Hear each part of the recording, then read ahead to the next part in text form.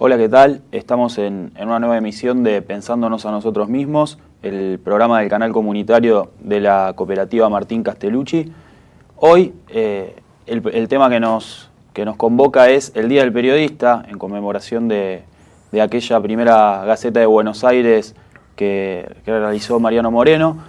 Y en este día que se conmemora el Día del Periodismo, una Gaceta que fue ordenada por la primera Junta de Gobierno, lo cual ya por el motivo inicial de la conmemoración del día hay un compromiso político desde la Gaceta para con la comunicación. En relación a eso, hoy tenemos un invitado especial, me acompaña Rafael Esquedaresis, y un invitado de esta nueva camada de periodistas que ponen a la profesión como una herramienta de compromiso político. Nos acompaña Santiago Odil. ¿Qué tal, Santiago? ¿Cómo estás? ¿Qué tal? Gracias por la invitación. No, por favor. Militante de La Cámpora, periodista en el diario Miradas al Sur, columnista del suplemento Ni a Palos. Trabaja aparte en CN23 con Eduardo Anguita. Sí, Ni a Palos ya no tanto, pero sí en CN23. Y aparte licenciado en Psicología. También, sí. Bueno, todo un currículum de lujo. Máster en Comunicación y Política, ¿no? También. Ahí vamos, sí. ¿Qué es, retomando el tema de lo que es el periodismo y el compromiso político, qué es la militancia desde el periodismo hoy? Bueno, me parece que la militancia en realidad tiene que ver no solo en el periodismo, sino con expresar un cierto proyecto político, unos ciertos valores, ciertas ideas y ponerlas en práctica, sea en el periodismo o sea en cualquier otro campo, sea en el campo, sea en el territorio, sea ir a trabajar en los barrios populares, o sea en la universidad, que también es otro ámbito de militancia. El periodismo es un ámbito más ligado con la cultura, con la reproducción de las ideas, y entonces el ámbito quizás natural para lo que Nicolás Casullo lo llamó la batalla cultural, ¿no? Y que tiene que ver con en algún sentido dar el combate con lo que uno identifica, en algún sentido metafórico. Se suelen usar metáforas bélicas, ¿no? Para hablar así como la batalla cultural, pero bueno, el enemigo en este sentido que nosotros entendemos, o digo, a mí me pasa que yo lo entiendo como el neoliberalismo, digamos. Entonces me parece que ese es el debate. Nosotros atravesamos 10 años de menemismo que instrumentó, canalizó democráticamente, digamos, o por las urnas, todas las reformas que intentaron instrumentar a través del proceso de reorganización nacional, de la dictadura. Y bueno, hay rémoras de esa cultura, si bien hubo muchísimos cambios. Quizás la última gran batalla en ese sentido fue la Ley de Servicios de Comunicación Audiovisual. Y hoy por hoy se trata, como se trató siempre, de discutir ideas, de convencer de que este es el proyecto que representa a la mayoría de los argentinos y que los incluye. Sin embargo, también hoy en día se puede ver de los periodistas que no son parte del campo militante, alegar que el periodismo militante es una suerte de periodismo ideológico, mentiroso, que suele denigrar a la profesión. E incluso Fontevecchia, a ver qué te parece, sacó una columna donde calificaba al periodista militante kirchnerista como un resentido que no ha entrado en los grandes medios de comunicación y por eso fomenta la mentira como un método político, pero también para él tener su protagonismo en escena. Sacó una suerte de figura del espectáculo más que un militante comprometido. ¿A qué atribuís esa reacción de los medios hoy en día con respecto al periodismo? Me parece que tienen un poco de miedo, digamos, ¿no? Están asustados, me parece, con la Ley de Servicios de Comunicación Audiovisual. En todo caso, que un personaje como de la talla moral de Fontevecchia se ponga a pontificar acerca de cómo son o cómo no son los periodistas militantes o cómo es la militancia en el periodismo, realmente me tiene sin cuidado.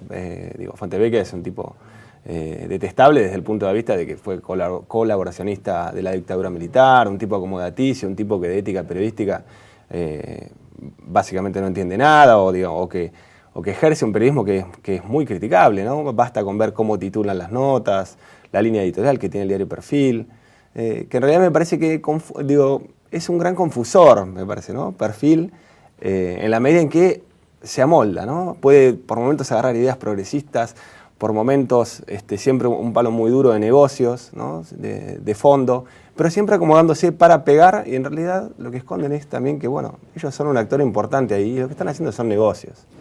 Lo único que les interesa en ese sentido es hacer negocios con la comunicación. No hay realmente un contraproyecto, como sí hay de este lado, que es un proyecto político. Entonces, Que se critique al periodismo militante es lógico.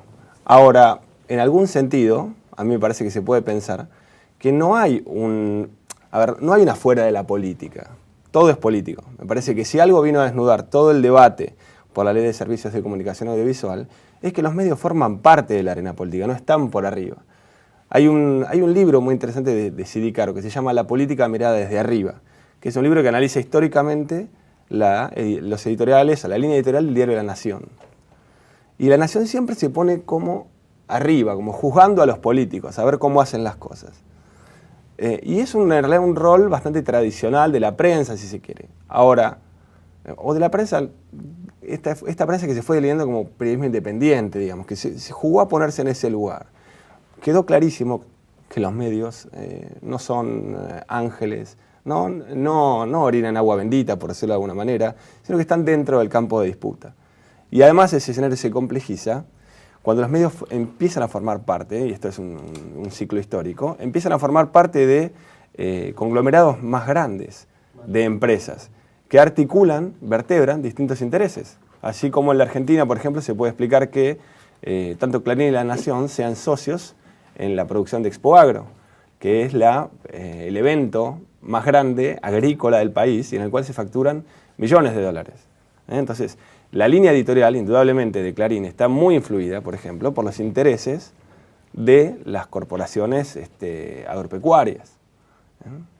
Vos, Santiago, antes hablaste de la ley de medios, y por ahí viéndolo desde una perspectiva histórica, generalmente el periodismo militante siempre estuvo más en una posición de resistencia y no avanzada, ya desde las publicaciones de Forja, por ir más a principios de siglo, o el propio Rodolfo Walsh, con Ancla, desde el semanario CGT, etc. La pregunta que te hago es, ¿qué posibilidades de institucionalización de una política nacional, popular u orientada en una dirección política que beneficia a la mayoría da la ley de medios? ¿Hasta cuánto se podría aplicar y qué falta? Me parece que como potencial, todo, digamos. En ese sentido, la aprobación de la Ley de Servicios de Comunicación Audiovisual fue una gran victoria para el lado de los intereses populares. ¿Qué falta? Me parece que falta ir a fondo con la instrumentación, en todo caso, que va avanzando lentamente, ¿no? Una cosa es sancionar una ley, otra es instrumentar toda la ingeniería institucional que requiere, bueno, desde la aprobación de las licencias, el financiamiento de los nuevos medios, en términos, por un lado, tecnológicos, pero por otro lado también en términos de producción de contenidos, básicamente. A mí me parece que quizás uno de los desafíos más grandes tiene que ver con, en términos de pensarlo como batalla cultural, la producción de contenidos, además de contenidos de calidad, de contenidos en condiciones de disputar la atención del público. Porque de eso se trata en definitiva, no se trata de producir mucho y mal, digamos, ¿no? Que una cosa poco interesante, poco visible, sino de disputar realmente la atención. Ofrecer un producto profesional, bueno, con un contenido interesante, digamos. Absolutamente, y en esa línea, el otro día lo hablábamos con Martín Granowski, que es un gran periodista en CN23, digo, se tiende a instalar una dicotomía entre lo que es periodismo militante y periodismo profesional, que no es tal. En realidad me parece que lo que hay es militancia por las ideas, de un lado y del otro. Me parece que todos abogamos por distintas ideas, algunos lo reconocen, otros no, otros tienden a ponerse, ¿no?, en este lugar de independiente, neutral, objetivo, desde arriba, digamos. Y por otro lado, como si el periodismo militante no fuera profesional o no cumpliera con ciertos estándares de calidad, de chequeo de la información y demás. Que en realidad es una falacia absoluta. Entonces el desafío es, sí, demostrar que se puede defender ideas con profesionalidad. Sí, que quizás también haciendo una autocrítica, muchas veces el periodismo militante lo ha tomado con cierto nivel de amateurismo, el tema de la producción, el tema de la profesionalización del trabajo para ofrecer un buen contenido. Muchas veces cuando las radios cooperativas, etcétera, terminaron siendo más desde un lado amateur que desde un lado profesional, que quizás ahora con la ley de medios se abre la posibilidad, más que nada económica, de darle otro nivel al contenido.